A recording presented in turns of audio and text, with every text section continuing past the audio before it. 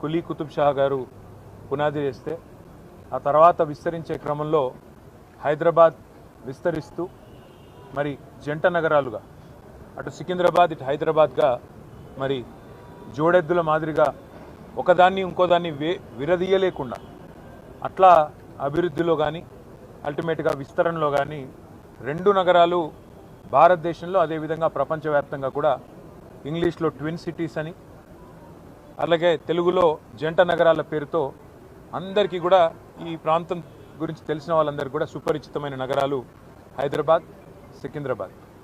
ఇవాళ ఈ ప్రభుత్వం కాంగ్రెస్ ప్రభుత్వం మేము గతంలో విన్నాం, చిన్నప్పుడు చదువుకునేటప్పుడు తుగ్లక్ అనేవాడు ఒకడు ఉండేటోడు, కొన్ని పిచ్చి పనులు చేసినాడు, ఢిల్లీ నుంచి రాజధానిని తరలించాలనే ప్రయత్నం చేసినాడు అని చెప్పి మేము ఎప్పుడో పుస్తకాల్లో చదువుకునేదే తప్ప ఇవాళ ప్రత్యక్షంగా తుగ్లక్ అంటే ఎట్లా ఉంటాడో, తుగ్లక్ పరిపాలన ఎట్లుంటుందో ఇవాళ మాకు కనబడతా ఉన్నది. ఒక పిచ్చోడి చేతిలో రాయి మాదిరిగా గెలిచిందేమో ప్రజలకి కేసీఆర్ గారి కంటే ఎక్కువ మేలు చేస్తా అని చెప్పి గెలిచినారు. కళ్యాణ లక్ష్మి అంటే కాదు తులం బంగారం అన్నారు. 10,000 రైతు బంధు అంటే కాదు 15,000 ఇస్తామన్నారు.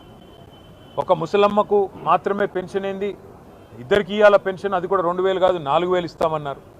ఇవన్నీ కూడా 100 రోజుల్లోనే చేస్తాము, 6 గ్యారంటీలు 420 హామీలు అని అడ్డగోలు అబద్ధాలు చెప్పి అధికారంలోకి వచ్చారు. మరి అధికారంలోకి వచ్చిన తర్వాత 6 గ్యారంటీలు అటకెక్కించినారు, 420 హామీలు మరి ఏ మూలకు పోయినాయో తెలియదు. కానీ వాళ్ళు చేస్తున్నది ఏంది, మొట్టమొదటి పని టీఎస్ను టీజీ అన్నారు, అది జరిగింది. దానివల్ల ఏ జీవితం మారిందో, ఎవరికి ఆనందం కలిగిందో, ఏ పేదవాడికి లాభం కలిగిందో ఇప్పటివరకు తెలియదు. తెలంగాణ తల్లిని తీసేసి కాంగ్రెస్ తల్లిని తీసుకొచ్చి పెట్టినారు. అట్లాగే ఆ తల్లి చేతుల్లో తెలంగాణకు ప్రతీకగా ఉండే బతుకమ్మను తీసి పక్కన వారేసినారు. అసలు తెలంగాణ అస్తిత్వానికే దెబ్బ కొట్టే విధంగా మరి ఆ తల్లి రూపునే మార్చి ఇవాళ ఒక దివాలా తీసిన కళావిహీనంగా ఉన్న కాంగ్రెస్ తల్లిని మన మీద రుద్దే ప్రయత్నం బలవంతంగా ఒకవైపు.